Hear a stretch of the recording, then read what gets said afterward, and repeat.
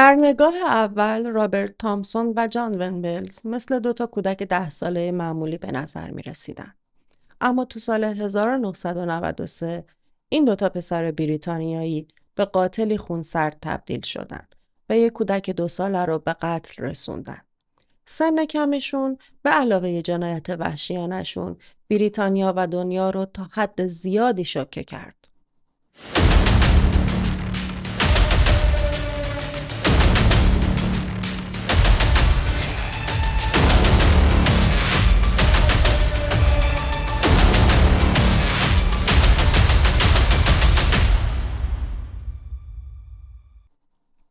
سلام، اسم من سحره و به دومین قسمت از چنل کافه کرایم خوش اومدید.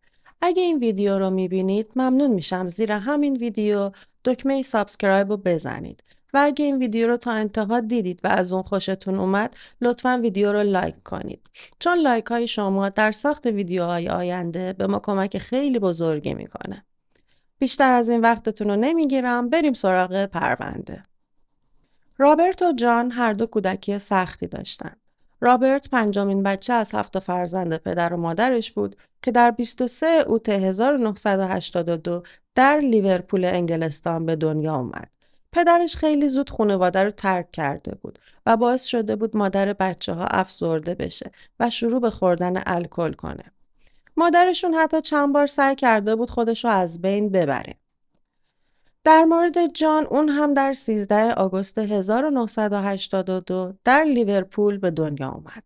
پدر و مادر جان هم مثل پدر و مادر رابرت از هم جدا شده بودند. اگرچه پدر جان هنوز در کنار پسرش بود، اما مادرش با جان با خشونت رفتار میکرد. رابرت و جان در 12 فوریه 1993 مدرسه رو ترک کردند. اونا قبلا چیزای کوچیک از فروشگاه می‌دزدیدن. اما اون روز سرنوشت ساز این دوتا پسر جنایت وحشتناکی رو انجام دادن. اونا یه بچه رو دزدیدن و کشتن. جیمز بولگر اولین بچه‌ای نبود که اون روز اونا هدف قرار داده بودن. اول اونا سعی کردن یه دختر 3 ساله و برادر 2 سالش رو از مادرشون دور کنن. ولی توی این عملیات ناموفق بودن. رابرت و جان تسلیم نشدن. اونا جیمز رو توی قصابی دیدن و اونو دزدیدن. اگرچه مادرش هم تقصیر کمی تو این ماجرا نداشت. مادر جیمز در حالی که مثل همیشه دست پسرش رو گرفته بود و حواسش به اون بود، فقط برای 40 ثانیه دست پسرش رو ول کرد. بعد از 40 ثانیه اون برگشت تا پسرش رو ببینه. اما متوجه شد که پسرش ناپدید شده. دنیس مادر جیمز بعداً گفت نباید دستش رو ول می‌کردم. این بزرگترین اشتباه زندگی من بود. دوربین‌های امنیتی 3 بچه رو در حال راه رفتن به بیرون در ساعت 3:42 بعد از ظهر ضبط کرده بودند. اون زمان دنیس قبلاً به امنیت مرکز خرید خبر داده بود و اونا چند تا اطلاعیه در مورد بچه گم شده به همه ارائه کرده بودند. اما تا ساعت 4:15 بعد از ظهر هیچ اثری از پسر بچه نبود. دنیس فرگوس و همسرش رالف بولگر خیلی نگران پسرشون بودن و همین دلیل سریع گم شدن پسرشون رو به پلیس گزارش دادن. در همین حین رابرت و جان بچه رو از مرکز خرید دور کردن و به سمت دیگه شهر رفتن. مردمی که اونا رو تو خیابون میدیدن فکر میکردن اونا دوتا برادرن که با برادر کوچیکترشون دارن تو خیابون راه میرن. ولی رفتار خشن جان و رابرت با اون پسر بچه براشون جای سوال داشت. بعضی از شاهدا بعداً گزارش دادن که پسرای بزرگتر جیمز رو با لگد و مشت و پرت کردنش به این ور اون ور اذیت میکردن. رابرت و جان بالاخره به یه مسیر راه آهن تو والتون رسیدن. اونجا یه رنگ آبی که از قبل دزدیده بودن و به چشای جیمز پاشیدن. بعدش با آجر و سنگ بهش ضربه زدن. به بدن ضربه خوردش لگد زدن و یه باتری که اونو هم از فروشگاه دزدیده بودن تو دهن جیمز فرو کردن. در آخرم با یک میله آهنی 22 پوندی به سر جیمز ضربه زدن. فقط همین ضربه به تنهایی باعث 10 تا شکستگی تو جمجمه جیمز شد. تا زمانی که جیمز مرد در مجموع 42 تا جراحت وحشیانه رو تحمل کرده بود. میدونید که جیمز 2 سالش بود و آخرین کلمه های بچگونه جیمز این بود که من مامانمو میخوام. تصور اون لحظه و گفتن این حرفا از دهنه یه بچه 2 ساله برای من واقعا دردناک بود. جدا از شکنجه شدنش، طفلی چه ترسی رو تجربه کرده بود و خب تو اون لحظه فقط مامانش رو میخواست. بعد از قتل جیمز، رابرت و جان جسد اونو روی ریل راه آهن گذاشتن تا مرگش رو تصادفی نشون بدن. خیلی زود یه قطار اومد و از روز جسد جیمز 2 ساله رد شد. جسد اون 2 روز بعد توسط چند تا پسر نوجوان که تو اون منطقه داشتن بازی میکردن پیدا شد. خب حالا بریم سراغ اینکه این قاتلای 10 ساله چجوری دستگیر شدن. دزدیده شدن جیمز بولگر تو دوربینای امنیتی ثبت شده بود. پلیس هم سرنخهای کمی برای مظنونای احتمالی داشت. علاوه بر این، پلیسا فکر میکردن که آدمرباها ممکنه 13 یا 14 ساله باشن. اما بعداً مشخص شد اشتباه بوده و قاتلات 10 سال بیشتر سن نداشتن. با بررسی لیست بچه‌هایی که اون روز تو مدارس محلی اون منطقه غیبت داشتن، اونا به 2 نفر مشکوک شدن. بلافاصله بعد از اونم یک تماس تلفنی از یک فرد ناشناس دریافت کردند که جان و رابرت رو مسئول این جنایت معرفی میکرد. نه تنها هر 2 تا پسر تو اون روز غیبت کرده بودن، بلکه جان با رنگ آبی روی ژاکتش دیده شده بود. همون رنگی که برای کور کردن جیمز در طول شکنجه کردنش استفاده کرده بودن. پلیس خیلی زود خونه هر 2 تا پسر رو پیدا و بررسی کرد. اونا نه تنها رنگ آبی رو روی ژاکت جان پیدا کردن، بلکه روی کفشای رابرت هم خون پیدا شد. رابرت تامسون و جان ونبلز در 18 فوریه 1993 کمتر از 1 هفته بعد از قتل دستگیر شدند. اولش رابرت همه چیزو انکار کرد، اما خیلی طول نکشید که جان اعتراف کرد. جان اعتراف کرد و گفت من اونو کشتم. چطوری میشه مامانشو ببینم و بهش بگم متاسفم؟ اگرچه رابرت در حین صحبت با بازجوها خیلی تلاش کرد تا خودشو بیگناه نشون بده، ولی چون خیلی کامل و مفصل از لباسای جیمز تو روز کشته شدنش گفته بود، دیگه راه برگشت نداشت. بعد از بازجویی از رابرت و جان، کاراگاه فیل رابرتس گفت به صورت جان و رابرت خیره شدم. احساس میکردم اونا از جهنم به زمین اومدن.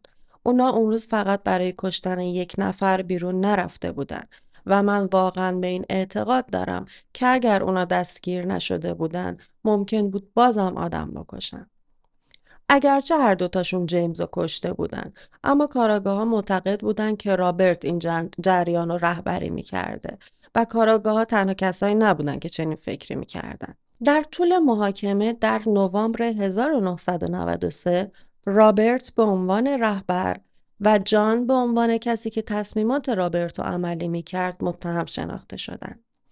این تصمیم تا حد زیادی به این دلیل بود که جان احساسی تر به نظر می رسید، در حالی که رابرت به شکل ترسناکی بی تفاوت بود. همچنین جان بعد از دستگیری به قتل اعتراف کرده بود و حتی عذرخواهی هم کرده بود.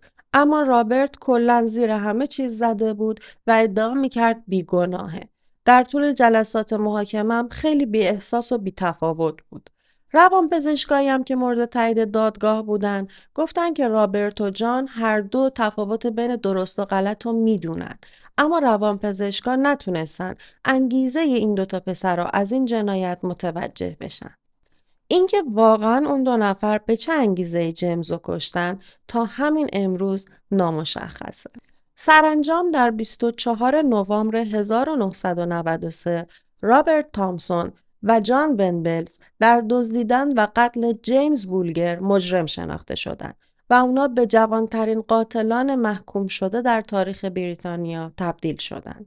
به هر دوشون حکم یکسان دادن و قرار شد که تا وقتی 18 ساله بشن تو زندان بمونن.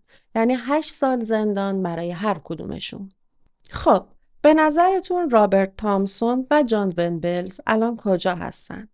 جان و رابرت هر 2 وقتی که 18 سالشون شد در ژوئن 2001 آزاد شدند.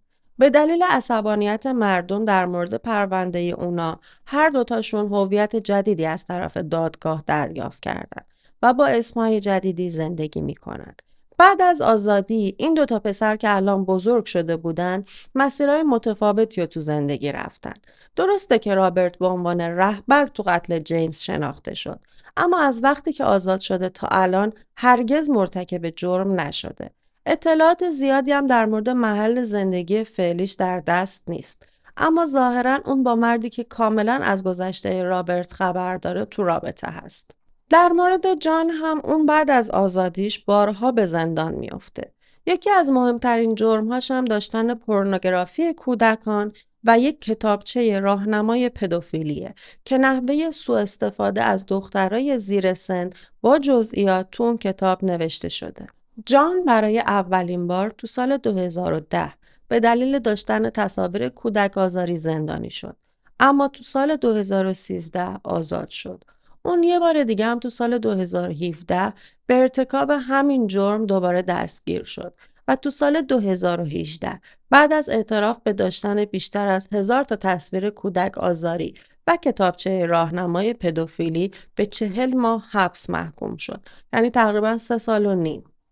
جان تو سپتامبر 2020 درخواست آزادی مشروط داد، ولی دادگاه درخواستش رو رد کرد و بهش گفتن که باید 5 سال دیگه صبر کنه تا واجد شرایط آزادی مشروط بشه.